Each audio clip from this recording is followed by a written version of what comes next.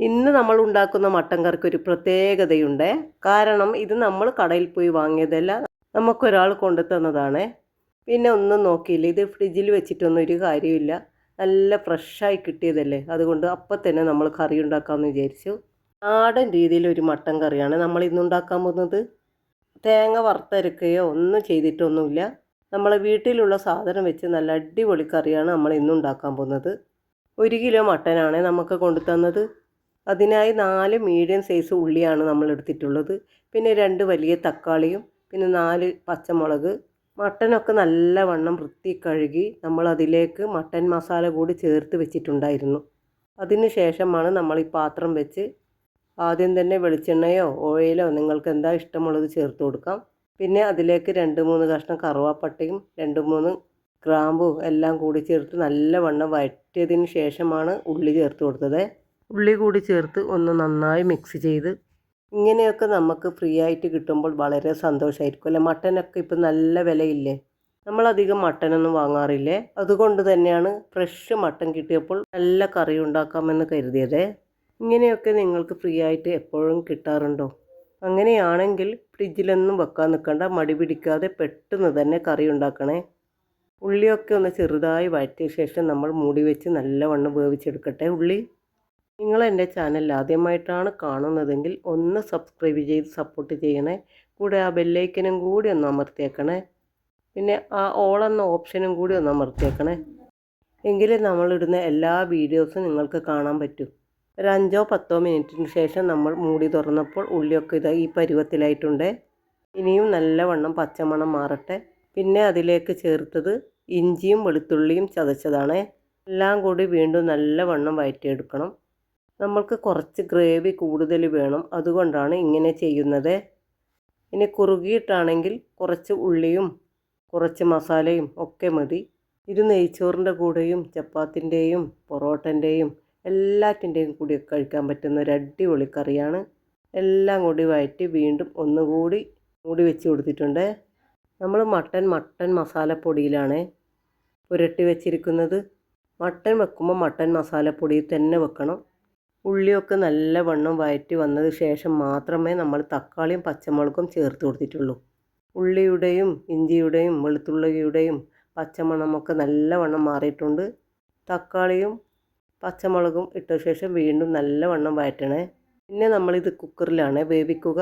നമ്മൾ ഈ വഴറ്റി വന്ന മസാലയിലേക്ക് മട്ടനും കൂടി ചേർത്ത് കൊടുത്ത് നല്ലവണ്ണം മിക്സ് ചെയ്ത ശേഷം കുക്കറിലാണ് വേവിച്ചെടുത്തത്.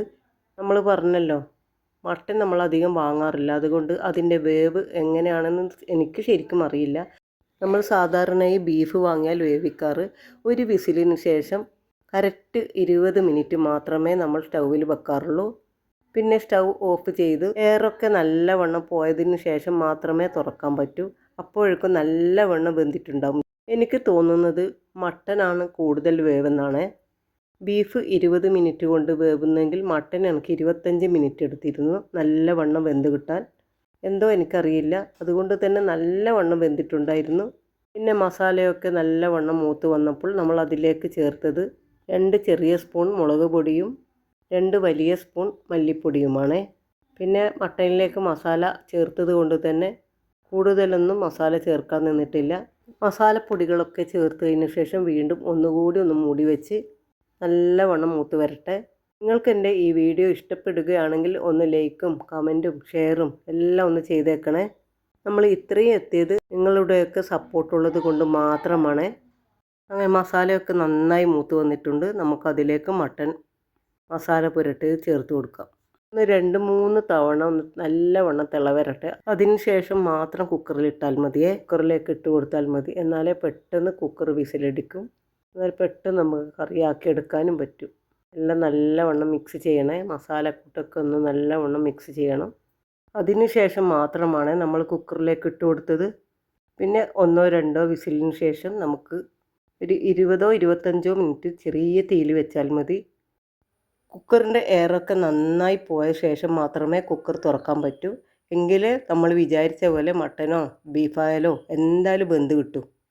പിന്നെ മട്ടനോ ബീഫോ എന്തെങ്കിലും ഉണ്ടാക്കുന്നെങ്കിൽ ഇങ്ങനെ കറിയും ഉണ്ടാക്കാം. പിന്നെ കറി വെന്തതിന് ശേഷം അതിലുള്ള പീസ് മൊത്തം മാറ്റി നമുക്ക് ഡ്രൈ ഫ്രൈ ആയിട്ടോ ഇനി നല്ല വരട്ടിയതുപോലെയോ ഒക്കെ ആക്കിയെടുക്കാൻ പറ്റും. നമ്മൾ അങ്ങനെയാണ് ഇത് ചെയ്തത്.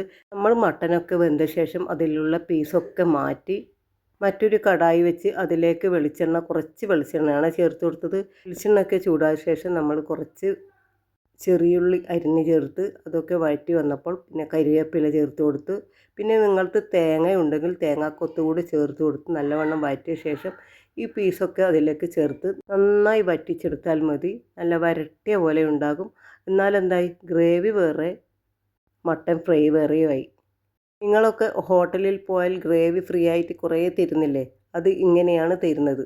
അതിലുള്ള കഷ്ണമൊക്കെ മാറ്റി അവർ വേറെ തന്നെ ഫ്രൈ ആക്കി വെക്കും. അത് വേറെ പ്ലേറ്റ് തരും. ഇതിൻ്റെ ഗ്രേവി നമുക്ക് ഫ്രീ ആയിട്ട് തരും. ഇതാണ് ചെയ്യുന്നത് കേട്ടോ.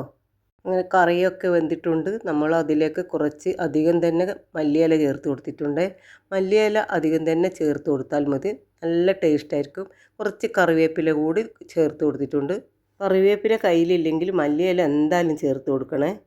എല്ലാ മീറ്റ് കറിക്കും മല്ലിയില നിർബന്ധമായി ചേർത്ത് കൊടുക്കണേ, എന്നാലേ അതിൻ്റേതായ ഒരു രുചി കിട്ടൂ. അങ്ങനെ കറിയൊക്കെ വെന്ത് കിട്ടിയിട്ടുണ്ട്.